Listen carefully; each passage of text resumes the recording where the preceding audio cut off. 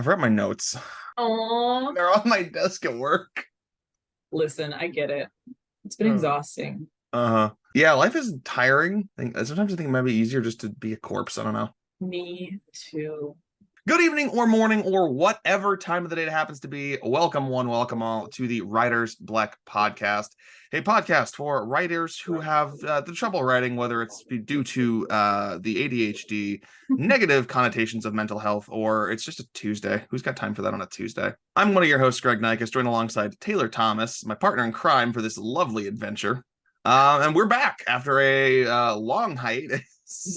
That was, we're gonna call that like season 0. That was our test run season. We were getting the feelers out. We weren't quite there yet, and we're gonna get there every we're gonna do like daily episodes at one point. I bet we're gonna just go and go and go. That sounds like a nightmare. That sounds like it would just defeat the point, because that would just take all of the energy that I have to will myself to do any kind of writing whatsoever. Yep. Yeah. I'd be like, well, I did this, so I guess I don't have to write, and then I never write again. Yeah, we're back. We've been gone for a while, so I felt like for this first episode back, we'll do some brief introductions, just some light chit chat, kind of catch up on our writing careers. Get to know us again. It's been 6 whole months. Oh my god! So first things first, then Taylor. How are you? I guess let's just start with the how are you, and also who are you? I'm Taylor. I go to Notre Dame. I'm in the creative writing program there, their MFA program. I just wrapped up my first year, which is part of the reason why there was such a long pause. It was exhausting. It's summer. I'm still super tired. I thought I'd get way more writing done already, but it's June 2nd and nothing has been written. One more to go.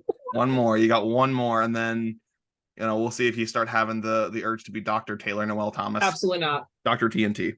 Absolutely not. I already told my husband, I said, listen, I always thought I was going to get a PhD, but I think Notre Dame may or may not have killed me mentally, emotionally, spiritually, whatever. So I told him I will consider in 5 to 10 years. 5 to 10 years, if I'm still really wanting a PhD, I will pursue it. But right now, I think, not that my experience at Notre Dame has been absolutely horrible. It's helped me actually to realize I don't like theory in any way, shape, or form. And Notre Dame is such a research-heavy school, and their PhD program is super theory-heavy. Their MFA, because it's connected to the PhD, they make us take these literature classes that are, oh my god, so unbelievably boring. And you can't tell people that you're bored, because then are you a true writer? But I'm like, you're not one of the real writers. I don't know what anyone is saying. They use the biggest words I've ever heard of. It's like they're on a competition to see who can form the most complex sentence. And I'm like, let's just talk like people. Yeah. And so that's why I want to take a break. I'm hoping in like 5 to 10 years, there will be more creative writing programs across the nation. And there will be some that are less academic based and more fun. Creative and fun. Yes. Yep, that's a good way of putting it. So until then, when I finish this master's, I'm going right into the workforce. There you go, Chief. Well, I guess the flip side of that coin is my name is Greg Nykus, and I am a writer of some degree. I'm the aforementioned writer that can't write because I cannot finish anything I start. I'm trying so hard right now. So right now my goal is I write for a television morning show. That's kind of the one thing I consistently do daily. I work on stuff for YouTube, short film scripts that I have not made in, at this point, almost 2 years. The scripts are there. I know what I want to do. It's just gotta dust off the equipment and do it. And then I want to at some point transition into writing for comics. And that's kind of the big project that I've been working on recently. The comic I'm writing is called All My Heroes Need Therapy, and it is about a group of superheroes in group therapy.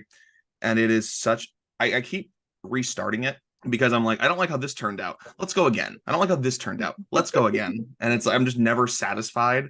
So yes. Speaking of, I have a great graphic novel for you to read. I was assigned it this semester, and none of my teachers have ever assigned like graphic novels, even though a lot of them do fall under the nonfiction realm. A lot of them are nonfiction, but this one is a nonfiction, and it's about American loneliness. Now, it combines the author's personal life, like research studies on loneliness, and just like society. And it's called Seek You, A Journey Through American Loneliness by Kristen Radke. I'm looking at it now. Did I cry my eyes out?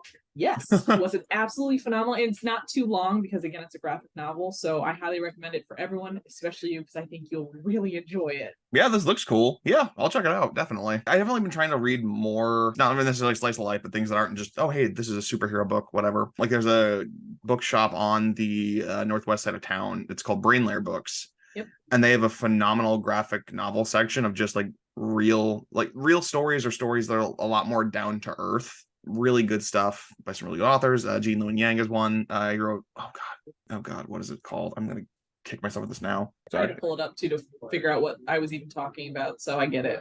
American Born Chinese is the name of that book. It's a very good book. I think it's actually a couple in that series, but I know the one I've read, and it's No, I get that because I get a lot of criticism for reading a lot of romance books, especially historical romance. Either way, romance across the board. Like, as we've talked about before, Taylor is the number one romance person that I know, and probably in the entire world. I love romance, but like when you go to like big schools like Notre Dame, honestly, most schools, like most English programs, think that is beneath them. They don't think that's real literature. And I'm like, any book that makes me feel anything, like good, bad, like for me, that's usually going to be something I reread again and again and again. So screw them.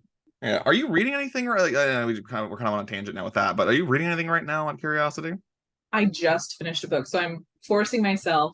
One book for pleasure, one book for my thesis. And so I just finished a book for my thesis. It was actually really good, but incredibly depressing. It was like trauma at the end. Okay. But so it's called The Autobiography of My Mother by Jamaica Kincaid. Okay. So I just finished that, but now I'm really excited to read a book for pleasure now. Okay. What about you?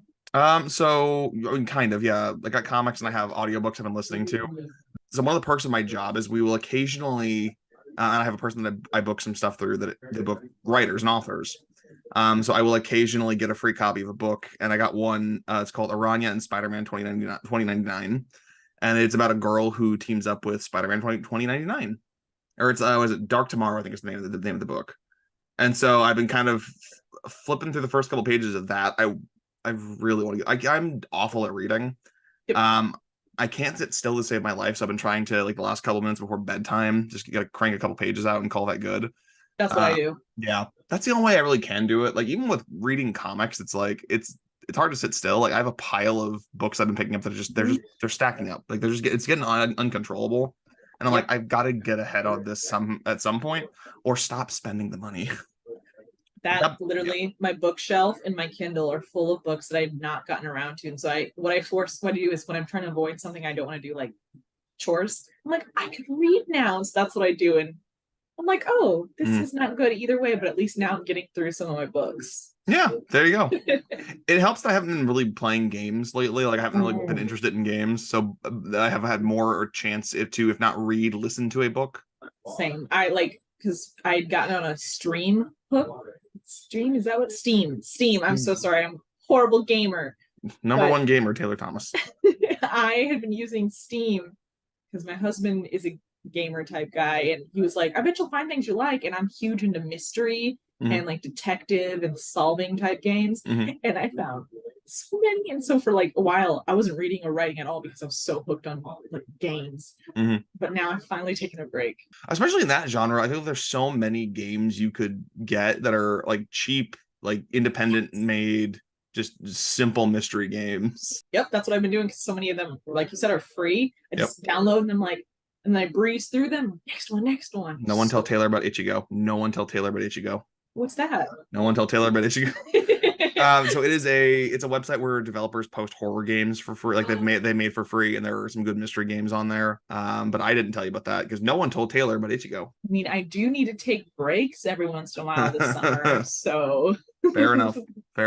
So I guess the simple question there to move on is, what have you been working on? Anything you've been working on that's of note that you want to talk about? Anything that you've been trying to write that you haven't been able to write lately? What's been going down in Taylortown?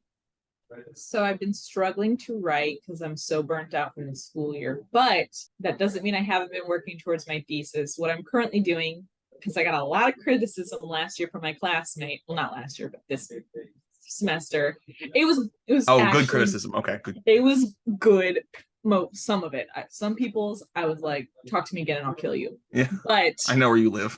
yes, the other half, they were just like, hey, Taylor, you told us your thesis is going to be about womanhood within your family and generational trauma and how it's been passed down from my grandmother to my mother. They're like, but all we hear about is you. They're like, we want to hear more about your sisters and what they experienced, or your mom, like, and stuff like that. And I was like, that's actually extremely valid. So this summer, I've been conducting interviews with my siblings and my mom. So I started with my mom. Whew, let's just say that was incredibly emotional and difficult to get through. Just hearing about what she experienced as a child that led to the woman she is today. Then I did my oldest sister, Amanda. That was also long and emotional. Then yesterday, I think I did my little sister, Becca, who does not like to show any emotion or talk. So it was the shortest so far. She was just like, I don't know. And I'm like, you gotta answer. Come on, give me something to work with. That's what I'm saying. And then I'll next have to do my little sister, Rachel. I feel like Rachel will be the easiest for you because how close you guys are. But it'll be very easy, I think. I think the only part where we could possibly get into issues is, like, part of my questions are like, how close were you with your siblings and stuff? And as a child, me and Rachel absolutely hated each other. I was jealous of her because I thought she was prettier and cooler than me, which she was and is. And she was jealous of me for different reasons. And I never knew it until we became adults. And so I think it's going to be emotional for both of us to, like, talk about the ways we harmed each other as kids. So yeah, that's my goal. Yeah, I think that's a good goal. I think you know, the interview conducting the interviews is definitely a very good step. So kudos there. That's a very hard step, I imagine. I'm not looking forward to transcribing them. So if you want to, take it. Well, you know, if I have a free Saturday, that's definitely a hard thing to do.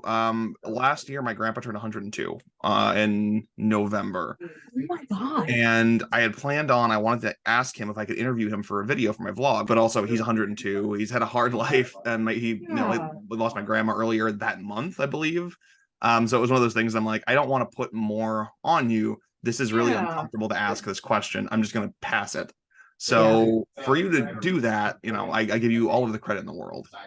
It's hard as hell dealing with family and trauma, but you powered through it like a champ. So there you go. What are you working on? The comic has been the biggest thing. Again, I've been telling you that's been giving me problems for almost a year now that I've been working on it, because it's like every time I start getting footing on the beginning, it trips me up. I don't know how much of this story I want to give away right out of the bat. Do I want to give this guy's whole, because I think my original idea was the comic opens on the main character's life during their heyday. Like, I'm a superhero, I got this job, my wife's pregnant, this is great, it's gonna be a great time. And then it hard cuts to six years later, he has stubble, he's waking up in bed alone, he's divorced, the superhero life balance is kind of destroyed his life, his actual job is falling apart, and then sad, depressed superhero tries to kill himself. The whole group therapy aspect comes in where his friend saves him. It's like, we can't just take you somewhere because there's no one you can relate to there, like, or if there is, maybe not the best of ideas. And so they start this group therapy, and I have some really neat concepts for issues I want to do. I started writing them out of sync, I guess, kind of is my point, because the beginning is giving me so much trouble, and there are like 8 stories that I know I want to write, that I know are going to be in this in some capacity. And the one I'm working on, it's about the kind of the Flash-esque hero, but his whole thing is like, he went public with his identity. He sold his life to a company and is now working as a member of a super speedy superhero, like, saving app service on demand thing. But because of his contract, he's doing weird things, like they can't sleep. Like, it's very much you don't have rights. So it's like you would be available whenever. So he has started doing cocaine and things like that. He's coke out of his mind, going to save someone, and he trips. And when you're, going fat, like when you're breaking the sound barrier and you trip, he went through a building and knocked the building down. So it's like there's this big, like, oh, this guy is how the mighty have fallen and what's going to happen and yada, yada, yada. And he's like, I can't go public with what's actually happening because I have an NDA. Like, what do I do here? So I love that, because I feel like, especially with the Flash like character, like, there's so much there, and like so many questions about even like everyday people, like the people we put on pedestals. They do one thing and everyone turns against them so darn quickly. And like, what does that say about all of us? Like, we don't we don't make room for mistakes in any way, shape, or form. And Yep. I'm not saying mistakes like racism or homophobia. I'm saying mistakes like I signed a sketchy contract and now I do blow. Like exactly. Yeah. And again, the whole pitch for that book, I wanted it to be the way the boys turn superheroes on its head, but everyone's not a horrible person. Like there's like occasional like misleads of, oh, this is gonna be a big like conflict and fight, and it's like this is solved with words. It's fine. Yeah. Like we're all okay. Like we are all normal adults. So, and that that's what I want. Like I had a kind of an argument with a friend of mine a couple weeks ago, because he's one of the people that is screaming about how woke everything is, and it's just like, dude, you just have to have fun with it. And that's a conversation I'm just like, okay, I'm not gonna get through this one. I'm just gonna walk away from this conversation. These things are important and they do need to be talked about. And this whole like, keep your, gender politics, keep your, slice of life out of my comics. It's like, that is important. Like, yeah, because like it's the same thing. It's like, cool, that story is not for you. It's not for everybody. Yep. The Boys is not for me. These hyper violent, super depictions aren't for me. Yep. The also cookie cutter, my young ward, I'm going to go save this thing now. Huzzah! Like, are you tired of that yet? Is anyone tired of that? Like, yes. There's a great run of Nightwing that's been going on for a while now. Taylor, this is the comic I recommend to anyone who wants to read it. Especially like if you grew up with Teen Titans, especially. Yes. That's the voice in my head for Nightwing. But so in DC a couple years ago, Alfred was killed. Like Batman's butler Alfred died, and he stayed dead. But in this run, he left Dick Grayson his inheritance essentially from the Waynes that he has been saving and investing, and it's a lot more than Bruce Wayne. So Dick takes the money, goes back to Bloodhaven, which is the Nightwing town, and goes, cool, this city's worse than Gotham. I'm gonna fix it. I'm not gonna beat up criminals. I'm gonna get in front of it. I'm gonna start a foundation. I'm gonna help people. The first volume of it, he's talking to Barbara Gordon. He's like, I don't know what I'm gonna do with all this money.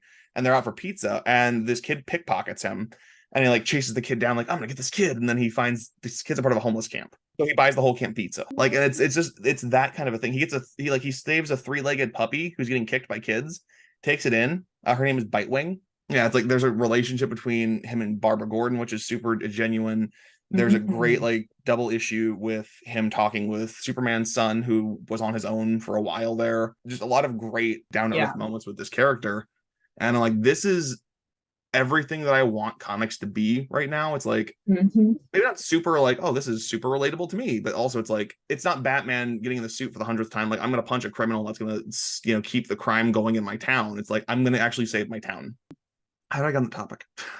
You were talking about a friend that you. Oh, right. Yeah. It's like, it was like, he didn't like that run because it's like, keep your politics out of my comics. It's like, no. Like, this is an important story. Like, this is. And comics have always had political aspects to them. Always, since like the beginning of time. Like, what comics has he been reading if he's complaining about that? Because I still remember them as kids.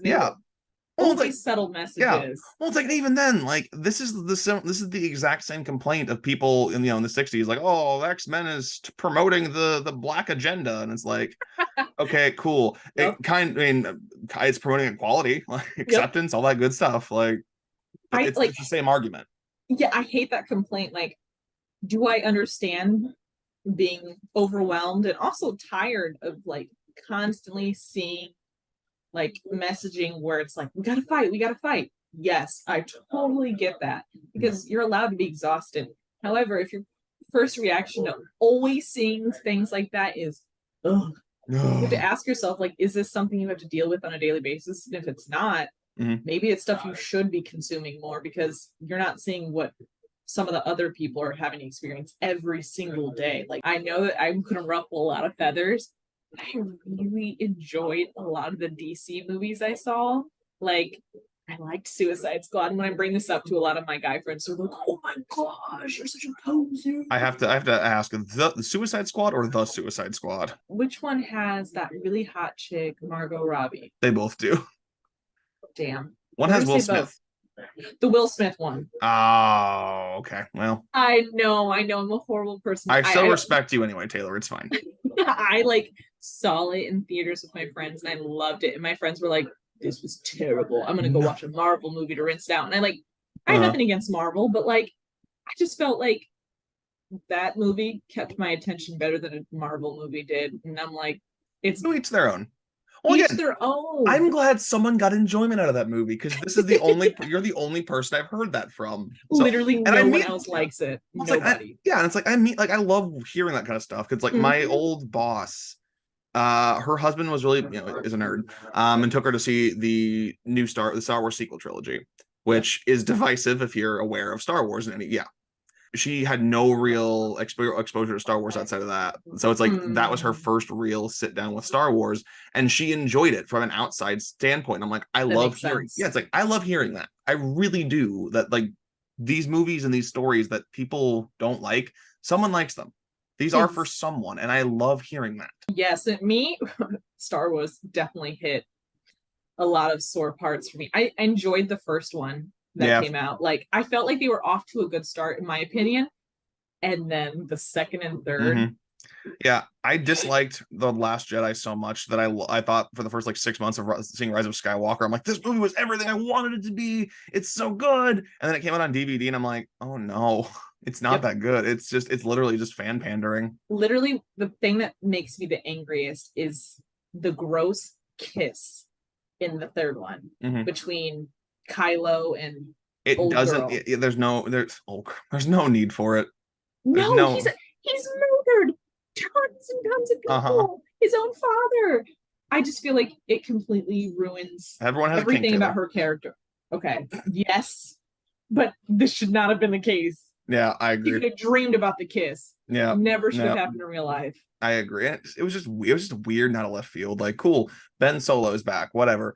It is what it is. But we are going to take a quick break on your end. We'll be right back. On our end, we're going to be gone for a few minutes. Yada. Because we have workshops all year, and so I submit random essays and stuff like that. Like, even the ones I absolutely hate, because I'm like, there's so many of them. Eventually, you run out of stuff to submit, because I'm not going to write nothing new. I'm tired. And so I think a goal for me is to go through all the feedback all my professors and classmates gave me and make actual changes to some of my essays. And it's the boring part, but it has to be done. I think you'll do famously. And the best part is, one thing I have learned at Notre Dame is like learning how to decide what feedback is useful and what's not. That is a very good skill to learn, I imagine.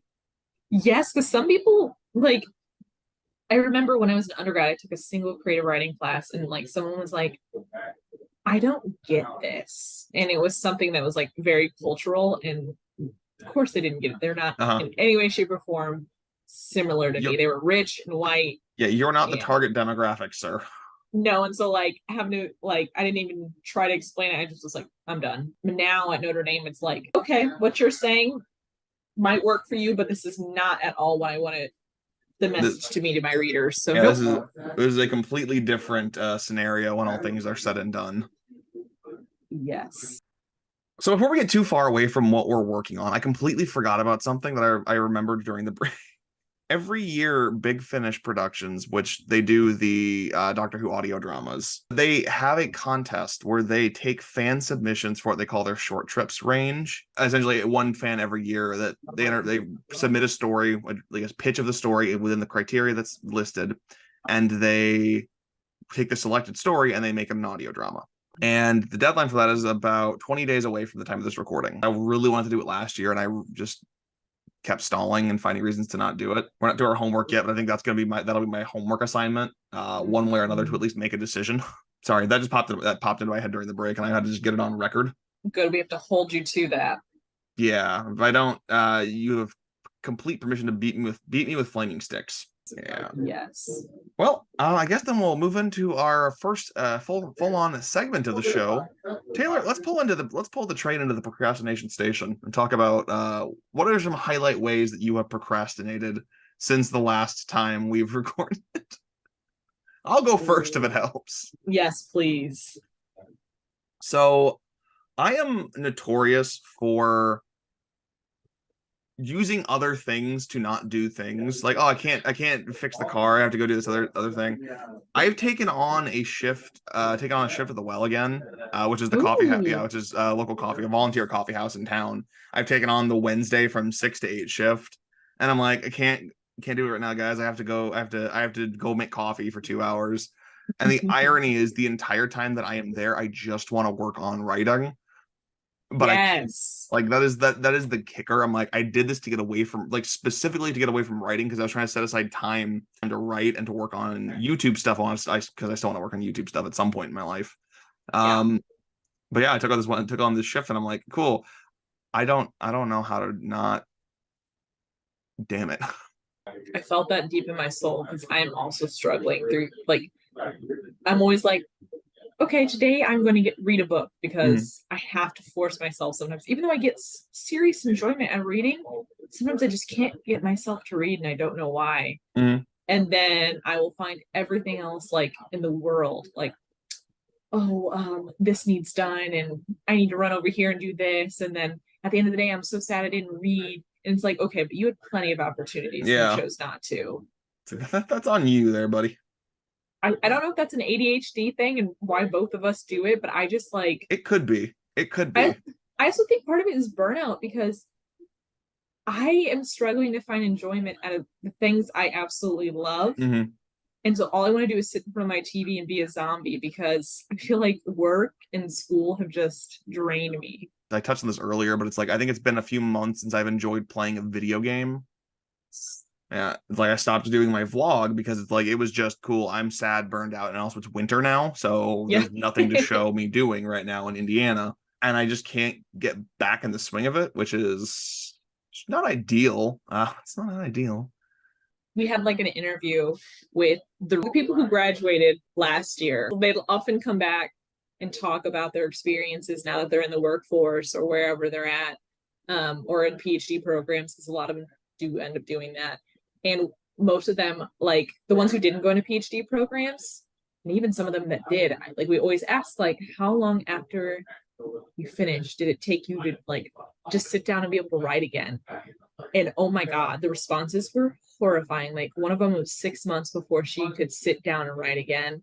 One of them, it was a year. It was usually within that range, like 6 months to a year, where they were just like, I can't write. And I'm just like, this is life. And it's like, if you can't do the writing, you feel like a failure. Like right now, it's like, and it's like right now I'm so burned out just from my day job that it's like things like taking a bike ride, which I would do to kind of work through stuff in my head, I have not been able to really do. I've gone on a few bike rides this year, but it's like, last year it was like every day I was out for like 3 hours and going through stuff in my head. Like, I've been out and I'm like, cool, headphones in, let's listen to an audiobook and just power through this as quick as I can. You like, finances play a big part in it too, because it's not just stress from work. Like, if I was being paid well, I feel like the stress from work wouldn't matter as much. But one, being back in grad school, you are not paid well at all, but everyday jobs aren't paying enough. And the price of everything is skyrocketed. And every day I just think, like, if I hadn't gone back to school, I'd still have a salary and I'd be able to contribute more. And I'm such a failure because I have no money and I'm useless. And so it's just downward spiral. And it's like, what am I going to write about? Just angsty, sad things about myself and how much I hate myself right now. That's just right for a CW show. Ooh, that's a good point. Riverdale, the new season. Like, I think about it, like, I could go back to being an Uber driver and pretty much make what I'm making. The problem is, and the reason I stopped being an Uber driver was because it was becoming impossible to make money being an Uber driver, because gas was going out of control and everything has shot up in price. And like, that's kind of like the big detractor. Like, I like having some stability, and also I hate feeling like I'm stuck in a box for extended periods of time. That my mom is currently Ubering, and that's her only job right now. She's trying to job search and stuff, and she does not have the, like, realistic aspect that you had, where you're like, okay, well, gas prices and things, it's just not paying off. She's like, oh no, I'm gonna make like hundreds of thousands of dollars. Well, and if you know how to, and to be fair, if you know how to work it, you can. Yes. My problem not is in South Bend. No, well, it depends. If you know when to work, because like if you couldn't really work like the Notre Dame game days and like the weekends when the students are here, like I do that to make like a little extra cash when I want to waste money on something. That And I then, agree with. yeah, and then like, I had my schedule when I would go out because like my peak times that I earned were like 5 a.m. Yes. to 9 a.m. and then I'd go back out in the afternoon and I'd work another 4 or 5 hour shift. But it's like I was earning less and less, and also it's like people really started wanting to go to Chicago. Yes. Which I don't know if I've talked about that on this particular production. I despise driving to Chicago because of my Ubering career. There's a video on my Instagram of me having a meltdown because I was stuck in Chicago traffic going back from a ride I did not get paid enough for. I didn't get tipped for.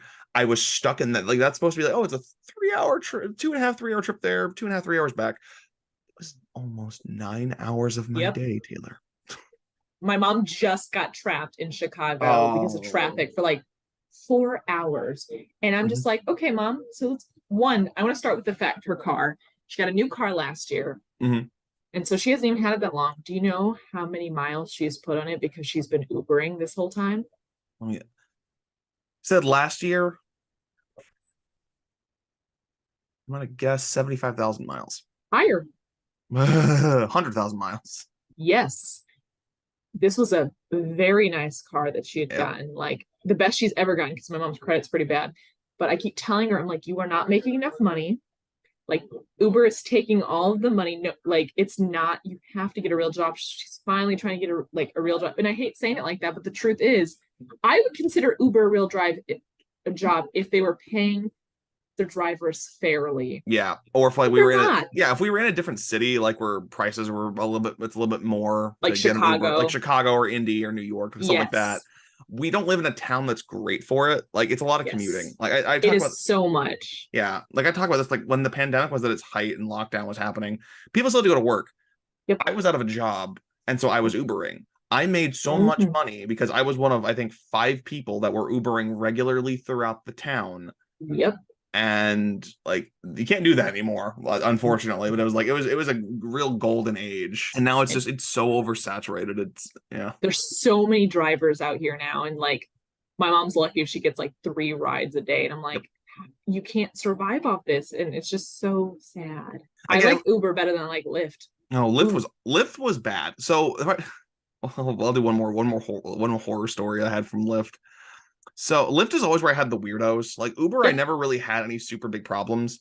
So like Lyft, the 2 stories I tell with Lyft, I had a guy that I picked him and his not girlfriend up at a hotel with a reputation out towards Niles. Let's just say I was taking them both to their respective places. He just kept insulting her and telling me that she's not my girl, it's fine. And then when I dropped her off, he kept trying to get me to be his private chauffeur. And then the other one, I picked up a lady with her 2 kids. And there were 2 very small kids.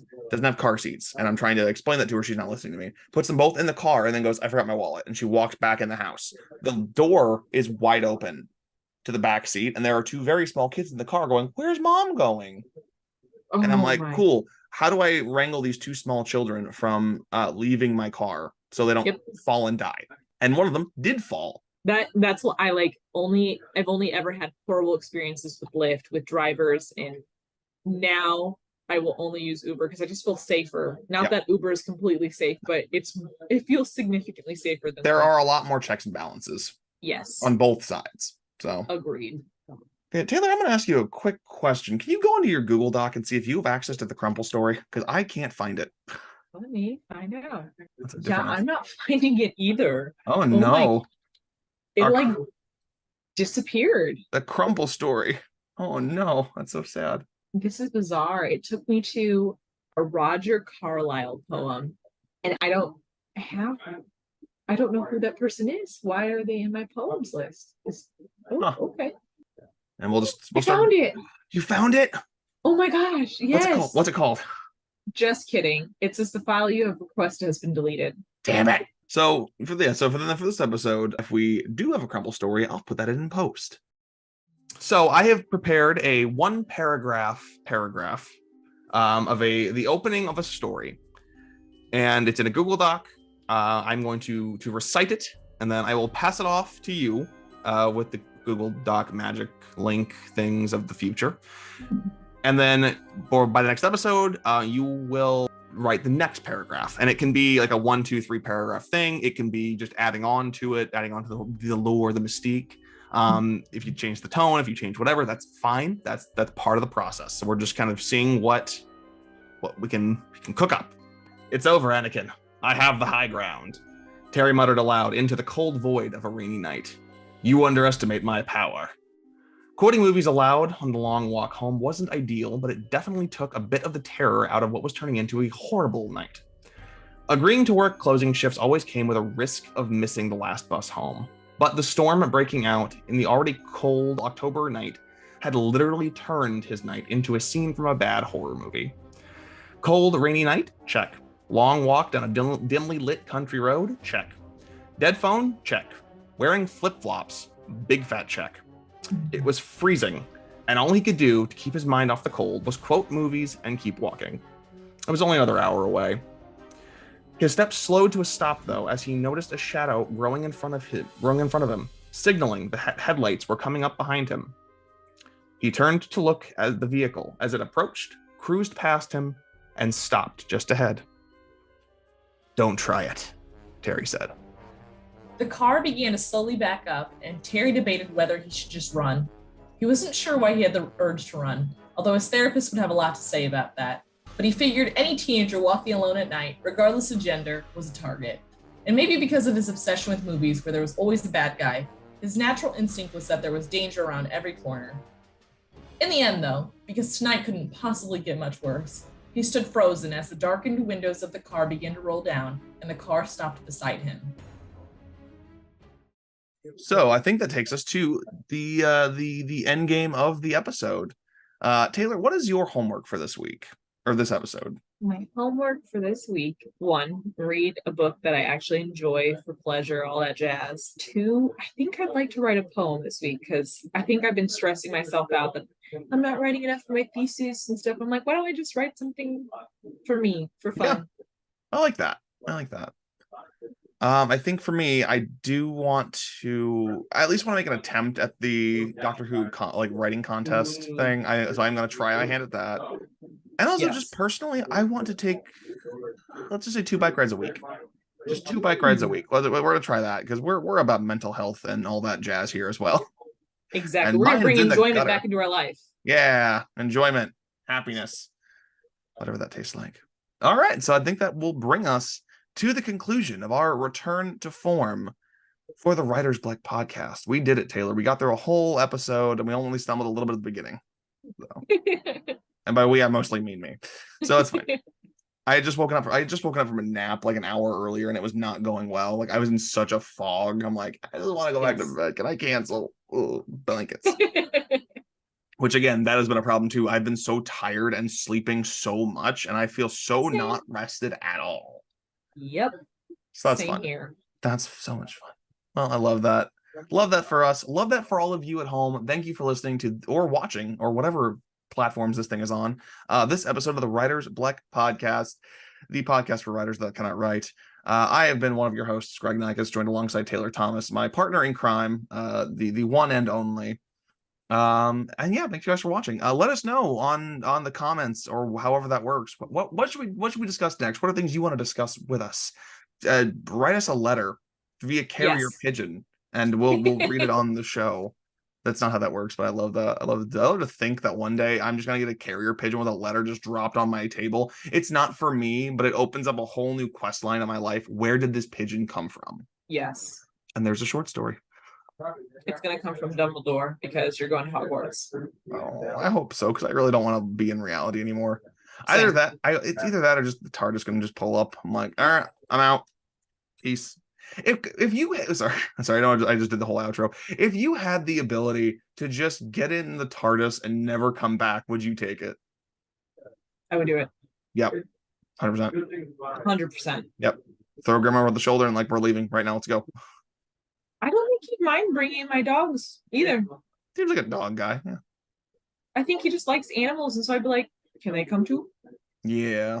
First would obviously have to watch the house, so he's got to stay behind. Well, phones work. You guys can Skype. Exactly. You have a Zoom date. Sacrifices. Exactly. These are the important questions that we strive to answer at Writers Bleck HQ. Thank you guys so much for watching. Until next time, I've been Greg. That's been Taylor. Keep writing.